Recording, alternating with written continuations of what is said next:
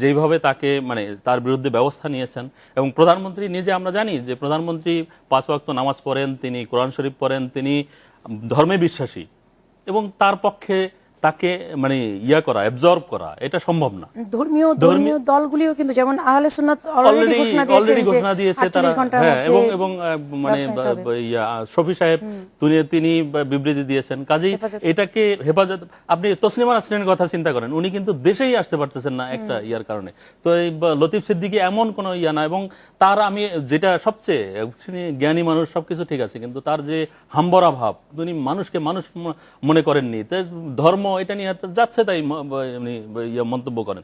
এটা তো এই অধ্যত্ব, মানে সবচেয়ে বড় হলো যে তার যে অধ্যত্বপনা, এইটার শাস্তি হওয়া উচিত। এবং সরকার মানে আওয়ামী লীগের ম্যাক্সিমাম নেতা যারা যারা ধর্মে মানে সবাই তারা নামাজ পড়েন 5 ওয়াক্ত, অনেক নেতা আছে সিনিয়র নেতা যারা 5 ওয়াক্ত নামাজ পড়েন, তারা কি করে তাকে মানবেন কলিগ হিসেবে? আমরা কিন্তু লতিফ সিদ্দিকী ফোনটি খোলা পেয়েছিলাম বিদেশে থাকতেও, হ্যাঁ সবসময়, এখন আজকে তার ফোনটা হঠাৎ করে সুইচ অফ। তো এইটা নিয়ে আমি মনে করি না যে সরকার কোনো রাজনীতি করবে, এবং ইমিডিয়েটলি তাকে বা সে যদি নিজে আইনের আশ্রয় না নেয়, তাহলে গভর্নমেন্টের উচিত, স্পিকারের উচিত ইমিডিয়েটলি সরকারের স্বার্থে, দেশের স্টেবিলিটির স্বার্থে তাকে গ্রেপ্তার করা এবং আইনের মানে আওতায় নিয়ে আসা।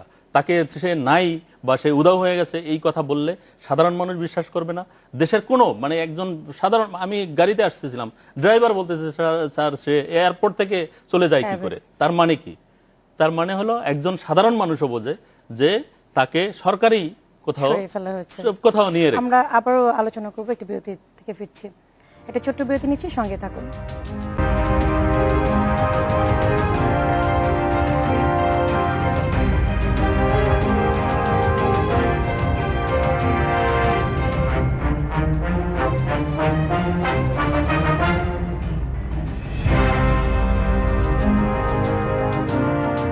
বিরতির পর আবারও ফিরে এলাম, দেখছেন বাংলাদেশ এখন। আবারও চলে যাচ্ছে আলোচনায়। হান্নান ভাই, কামাল ভাই যেরকম বলছিলেন, আপনি কি ব্যাপারে একমত? না, আমি এই বিষয়টাকে আরো গুরুত্বপূর্ণ এবং তাৎপর্যপূর্ণ মনে করছি। কারণটি হচ্ছে যে এই ঘটনাটি সামগ্রিকভাবে বাংলাদেশের রাজনৈতিক এবং আইনি জায়গায় এক ধরনের কন্ট্রাডিক্টরি অবস্থা তৈরি করেছে। যে স্ববিরোধী অবস্থানে লতিফ সিদ্দিকী রাষ্ট্রকে এবং সরকারকে ফেলে দিয়েছেন, সেখান থেকে বেরিয়ে আসার জন্যে কি পথ রাষ্ট্র এবং সরকার অনুসরণ করে, এটা এখন এক সময়ের ব্যাপার। কিন্তু বুঝতে হবে যে সামগ্রিকভাবে বিষয়টি কি। বিষয়টির একটি রাজনৈতিক দিক আছে আর একটি আইনি দিক আছে।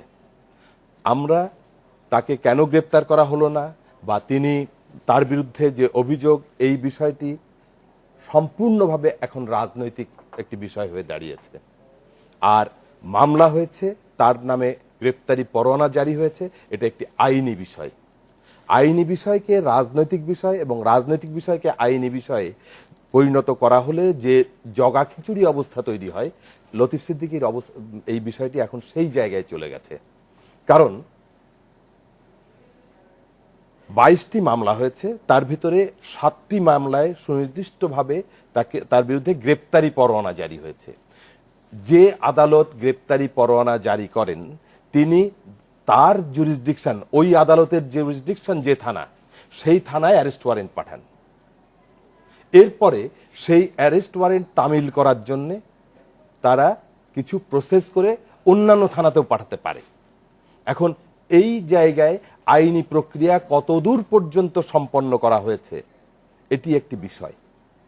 সেই জায়গায় এটি একটি, আমি বিষয়টিকে লেজে গোবরে অবস্থা যে তৈরি হয়েছে, আমি সেই প্রসঙ্গটাই বলছি। না, আপনি যে বলেন যে তার তো আসার কথা ইমিডিয়েট, মানে 7 দিন পরেই, সে 2 মাস কেন অপেক্ষা করলেন?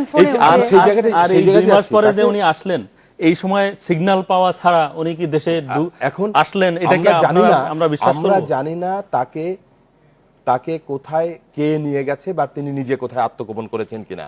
এই বিষয়টি আমরা কিন্তু বারবার বলছি, তিনি ওখান থেকে বেরিয়ে গেছেন, তাকে নির্দিষ্ট থানা নিয়ে গেছে কিনা এটা যেমন আমরা বলতে পারছি না, আবার তিনি আত্মগোপন করেছেন এটাও বলতে পারছি না। আমরা খুঁজে পাচ্ছি না, এটা আমাদের ব্যর্থতা। এখন সরকার কিন্তু এখানে প্রকাশ করাটাও সরকারের জন্য একটি অপরাধ। অপরাধ এই জন্যে যে কোনো ব্যক্তিকে যদি আদালত অ্যারেস্ট ওয়ারেন্ট দিয়ে থাকে তা সে বিচারাধীন আসামি, বিচারাধীন আসামির পরিচয় প্রকাশ করাও কিন্তু এক ধরনের অপরাধ। তাহলে 2 মাস আগে কেন আসতে দেওয়া হলো না তাকে? তাহলে 2 মাস আগে কেন আসতে দেওয়া হলো না? উনি তো আসার, উনি নিজে বলেছেন আমি আসতে চাই, আমাকে আসতে দেওয়া হোক। উনি পরে কলকাতায় এসে রইলেন, কলকাতায়ও ইন্টারভিউ দিয়ে বললেন যে আমি যেতে চাই, আমি মানে মুখ্যমন্ত্রী হতে চাই, আমার কথা বলতে চাই। আইনি প্রক্রিয়ায় কোনো আইনি বাধা কি কখনো দেওয়া হয়েছে? আমরা গভর্নমেন্ট থেকে বলা হয়েছে যে সে তাকে ফিরতে দেওয়া হবে না, এবং এটা তো সবাই তখন তো রিপোর্ট হয়েছে, সবাই রিপোর্ট করেছে। ফিরতে দেওয়া হবে না গভর্নমেন্ট অ্যাপারেটাস থেকে কিন্তু কখনো প্রকাশ্যে বলা হয়নি। এখন প্রকাশ্যে প্রধানমন্ত্রী তো প্রকাশ্যে ঘোষণা দিয়ে বলবেন ব্যবস্থা নেওয়া হয়েছে, তার এমনকি দলের প্রাথমিক সদস্যপদ পর্যন্ত বাতিল করা হয়েছে। আবার তাকে সংসদ সদস্যপদ বাতিল করা হয়নি। সংসদ সদস্যপদ বাতিল করা সরকারের এখতিয়ার নয়, ওটা আরেকটি প্রক্রিয়ার ব্যাপার, এবং ওটা সাংবিধানিক ব্যাপার। ওখানে কারোই হাত নেই সাংবিধানিক প্রসেস ছাড়া।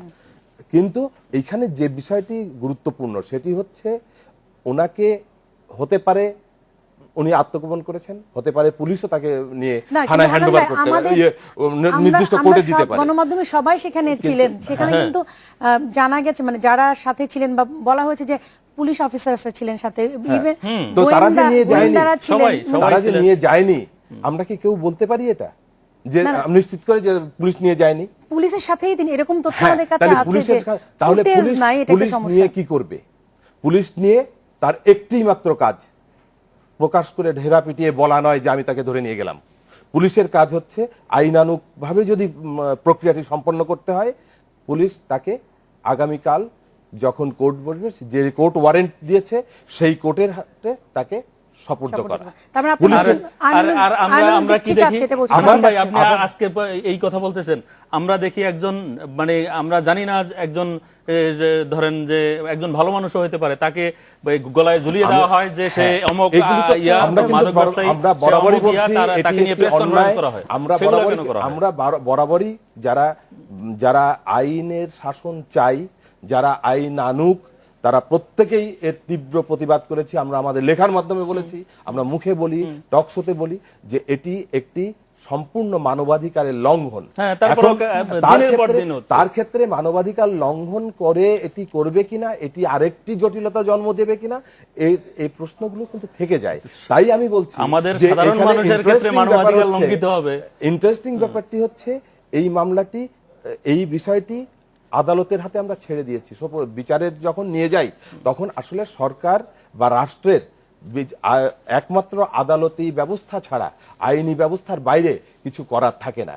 এই জায়গাটিতে যেমন তসলিমা নাসরিনের কথা এর আগের আলোচনায় যেটা উঠে এসেছে, আপনিও রেফারেন্স দিয়েছেন, তসলিমা নাসরিনের বিরুদ্ধে কিন্তু মামলা হওয়ার আগেই তিনি দেশ ছেড়ে চলে গেছেন, তাকে দেশ থেকে বের করে দেওয়া হয়েছে। দাউদ হায়দারের প্রশ্ন যদি আমরা যাই, একই ব্যাপার হয়েছে। অর্থাৎ বিষয়টির রাজনৈতিক গুরুত্ব, সামাজিক গুরুত্ব এবং ধর্মীয় অনুভূতি তিনটিকে বিবেচনা নিয়ে রাজনৈতিক সিদ্ধান্ত নেওয়া হয়েছে। রাজনৈতিক সিদ্ধান্তের আগে কিন্তু এটাকে আইনি সিদ্ধান্তে ঠেলে দেওয়া হয়নি। কিন্তু লতিফ সিদ্দিকীর বিষয়টিতে আমরা রাজনৈতিক সিদ্ধান্তের আগেই আইনি লড়াইয়ের জায়গায় ঠেলে দিয়েছি। এই জায়গাটি হচ্ছে, আমি প্রথমেই যেটা আমার কথা,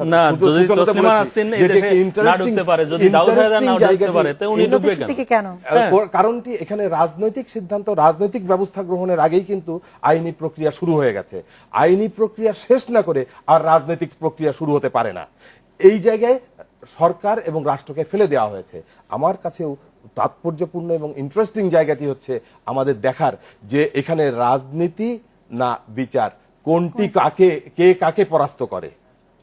এই জায়গায় আমরা সরকারকে একটা নাজুক অবস্থায় ফেলে দিয়েছেন লতিফ সিদ্দিকী, যে তিনি এই বিষয়ে সরকারকে, আসলে সরকার নিজে যতটুকু এর আগে করেছিল, যে ব্যবস্থা নিয়েছিল, সে তার রাজনৈতিক জায়গায় থেকে আইনি প্রক্রিয়ার পাশাপাশি তার সরকারের হাতে যে ক্ষমতা ছিল সেই ব্যবস্থাগুলো নিয়েছিল।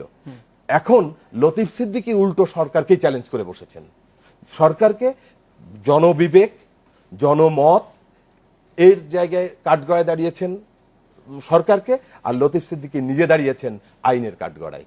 অবস্থাটি এই জায়গায় না, এটা তো আমি মনে করি যে এটা মানে রাজনৈতিক অপরিপক্কতারও একটা পরিচয়। কারণ আপনি তাকে এই যে দেশে ঢুকতে দিয়ে তা আপনি তার মানে কি ধর্মীয় অনুভূতিতে একজনে আঘাত হানবে, আপনি তাকে অ্যালাউ করবেন, তাকে আইনের কাছে তুলে দিবেন? আমি যদি প্রশ্ন করি যে লতিফ সিদ্দিকে রাজনৈতিকভাবে সরকার যদি আসতে বাধা দেয়, তাহলে তো সরকার কোর্টকে বরঞ্চ হেয় প্রতিপন্ন করবে। কি জন্য না? কোর্ট তাকে চাচ্ছে আর সরকার তাকে আসতে দিচ্ছে না, তাহলে প্রকৃতপক্ষে সরকার তো লতিফ সিদ্দিকের পক্ষ নেবে।